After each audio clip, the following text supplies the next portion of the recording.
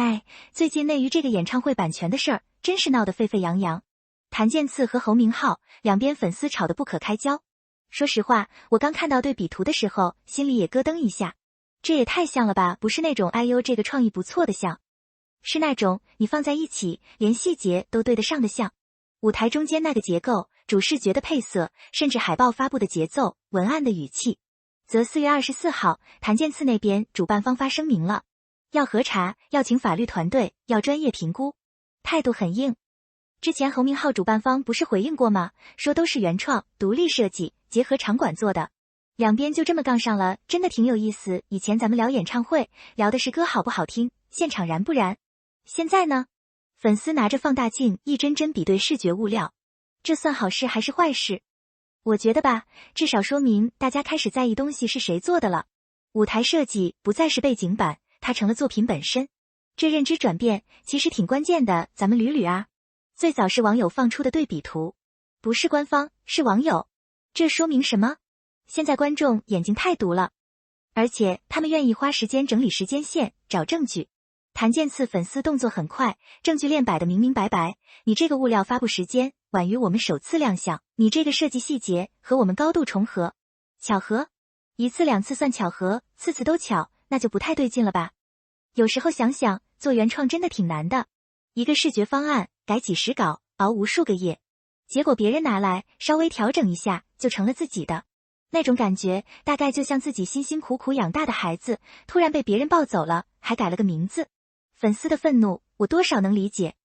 那不是护主心切，那是一种对劳动被轻视的本能，反抗侯明昊那边的回应。我看了，强调原创，强调定制，话没说错，但总觉得差点什么，缺了点让人信服的细节。比如创作过程呢？草图呢？沟通记录呢？当然，人家可能不方便全公开，但公众的疑问就在那儿，光一句我们是原创，在这么多对比图面前，显得有点单薄。谭健次这边就不一样了。声明发完，直接上法律程序，请专业团队做版权评估。这步棋走得稳，也把事儿从网友吵架拉回到了法律事实的层面。公关回应也有高下之分，情绪化的否认容易激起更大的反弹，而用规则说话虽然慢，但扎实。谭健次团队这次的做法其实给行业打了个样，遇到版权争议，别光靠嘴，靠证据，靠程序，这才是长久之计。说到法律，这事儿还真有点复杂。著作权法保护表达，不保护思想。舞台设计这种综合艺术，怎么界定表达的边界？颜色、形状、排版，单看可能都是通用元素，但组合起来形成独特的视觉系统和叙事逻辑，那就不一样了。关键还得看实质性相似，而且后发方能不能证明自己独立创作的过程，这个举证挺考验专业能力的。所以谭健次方请专业团队介入，太必要了。主观感觉不能当证据，法律讲的是链条，国内这类演唱会舞美的版权判例好像不太多。这次要是能有个清晰的结果，不管哪边赢，对行业都是个参考。规则越明确，大家做事越有底，不然永远是一笔糊涂账，谁声音大谁有理，那还搞什么创作？再往深了想，这场风波为啥能闹这么大？因为它戳中了行业的痛点。现在演唱会市场多火啊，项目一个接一个，时间紧，人物重，成本还要控，怎么办？有些团队可能就动起了捷径的心思，复用成熟方案，参考爆款设计，省时省力，短期看好像没问题，项目推进快了，风险也小了，但长期呢？原创的人心寒了，下次谁还愿意花大力气去打磨新东西？反正做了也可能被借鉴，最后整个市场全是似曾相识的舞台，观众也会腻的。我看过不少演唱会宣传，动不动就匠心打造原创设计，但如果底层逻辑还是拼凑，那这些词就成了空话。谭健次团队这次较真，某种程度上是在为所有幕后创作者争取尊严。原创需要成本，需要时间，需要被尊重。如果行业只追求快钱，那最终失去的是观众长期的信任。夹在中间的两位艺人其实挺无奈的。谭健次自己的心血被指遭复刻，维权是本能。侯明昊首场个唱本是喜事，结果卷进版权风波，口碑受影响，冤不冤？也冤。更让人担心的是粉丝，一吵起来容易上头，专业问题变成站队游戏，理性讨论变成人身攻击，这有啥用呢？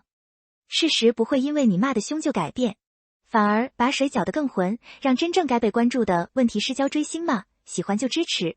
但支持不等于无脑护，有时候督促团队更专业、更合规的处理问题，才是对艺人真正的保护。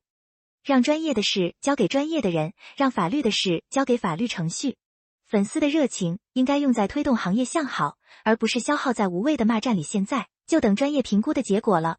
收集底稿，核对时间线，比对视觉元素，结合法律条文，一套流程走下来需要时间。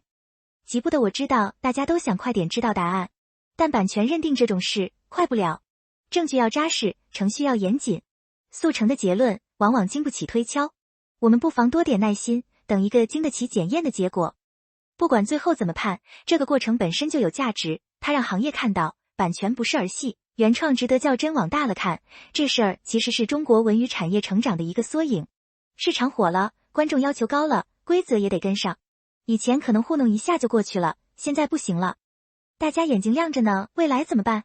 主办方得把版权风控做在前面，创意备案，第三方审核，合同写清楚。